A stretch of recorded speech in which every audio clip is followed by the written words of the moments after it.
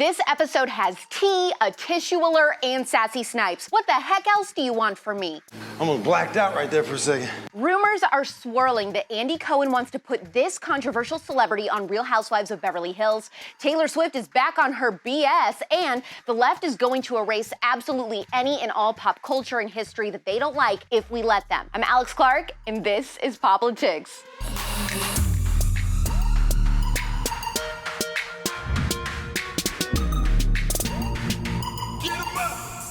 There's a lot of Bravo drama happening. I know a lot of you wanted me to cover the Vanderpump Rules firing, but I tried to research it, okay, so that I could write it in the show. It is like 15 layers deep, and for someone who's never even seen an episode of Pump Rules, it was just way too much. I'm sorry, I failed you on that, but this episode is fire, so just hold on to your Cookie Monster flat bill, Brendan. I'll make it up to you. Gangsters, what's up, guys? The rumor mill has been churning, and Mama is liking what she's hearing. I love rumors. Word on the street is that Andy Cohen is gunning for Lori Loughlin to be on Real Housewives of Beverly Hills and is willing to hold a spot for her while she spends 2 months in jail for the college admissions scandal. Yes, queen! Yes, queen! Yes, queen! I'm about to start writing myself because some people are saying no to this, and that if she gets casted, it's a prime example of white privilege because she cheated and lied to get her kids into an Ivy League school. It's called good TV. You know what we aren't gonna do? We aren't gonna start telling our favorite reality shows to only cast people with pristine, picture-perfect lives, because then you know what happens? It stops being a trashy reality show. And that is the point. I don't care if you're black, white, British, or a goldfish. If you've gone to jail, your daughter is a famous YouTuber who hates you, and or your life is in shambles, I want a camera in your face 24/7 now. If you disagree, leave the chat. What do you say to that? Yesterday, Taylor Swift started tweeting about social justice again, so I started drinking again.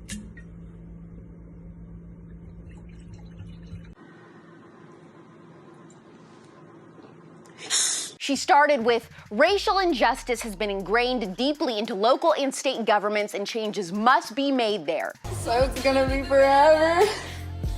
Or is it gonna go down? In order for policies to change, we need to elect people who will fight against police brutality and racism of any kind. Did you have to ruin what was shiny? Never. But then she shared an op-ed from former President Barack Obama and said that it was a fascinating read about changing policy at the state and local levels. The article's headline says, how to make this moment the turning point for real change. Don't boo, vote.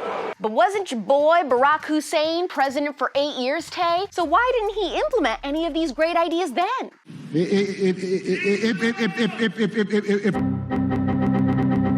She finished her tweet thread with, we need to fight for mail-in voting for the 2020 election. No one should have to choose between their health and having their voice heard. But Taylor the flip-flopper has been very supportive of all the Black Lives Matter protests going on. Does this look like people are having a hard time choosing between having their voice heard and their health to you? Why can thousands and thousands of people be packed in like sardines on streets across the country to protest and not make it to the polls? Abort.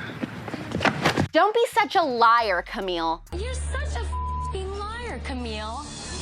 After 32 seasons, Paramount canceled the TV show Cops, a pop culture staple. Live PD's return is being evaluated by A&E. Over the weekend, a statue of Christopher Columbus was toppled in Virginia and dumped into a river. HBO Max removed Gone with the Wind from their library yesterday until they can put some kind of disclaimer on it. Never mind that Hattie McDaniel was the first black woman to ever win an Oscar for her role as Mammy in the 1939 film. This is one of the happiest moments of my life.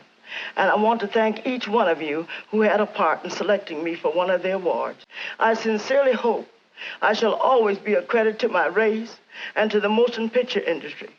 My heart is too full to tell you just how I feel. And may I say thank you. They're actually erasing social progress. No questions asked. History, just gone. How long do you think before digital copies of music and movies are altered on all of our devices without us knowing? Little tweak here, erase this, change that. Have you ever heard of the Mandela effect? It's a conspiracy theory about an unsettling phenomenon where a bunch of people remember something differently than how it actually occurred. Therefore, you have this sense of false memory. We're willingly letting the left give us the Mandela effect. Literally acting like you had just had a f***ing lobotomy. If you never read the book 1984 by George Orwell in school, Amazon that sucker pronto. It's an absolute must read. There's a quote in it that says, every record has been destroyed or falsified. Every book has been rewritten. Every statue and street and building has been renamed. Every date has been altered. And that process is continuing day by day and minute by minute. History has stopped. Panic mode. Engage. No. Stop. Activating. Stop alerting. Period pieces should never ignore any of our past faults. We need to learn from our history, see how we've grown or even not grown. But there's no reflecting to be done if it isn't there to reflect on. Political correctness is for simple-minded basics who can't tell the difference between art and reality. Are you ready to fight for what's right? Yeah! I changed my career because I knew that I was getting discriminated against behind the scenes. It was becoming a toxic work environment.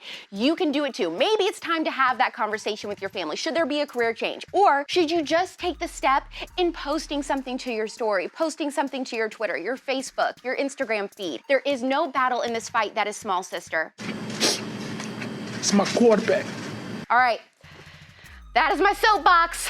Now I want some chicken nuggets. That was a 10-piece chicken nugget with buffalo sauce. Would you like anything else with that?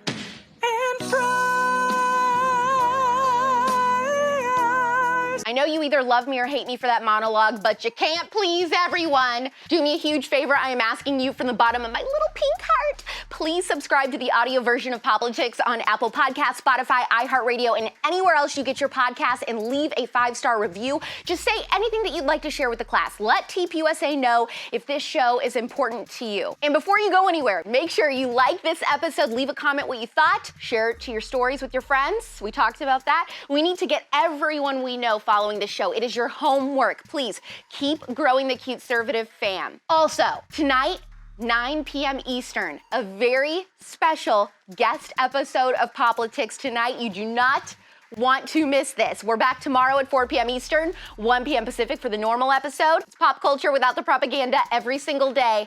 I'm Alex Clark, and this is Politics.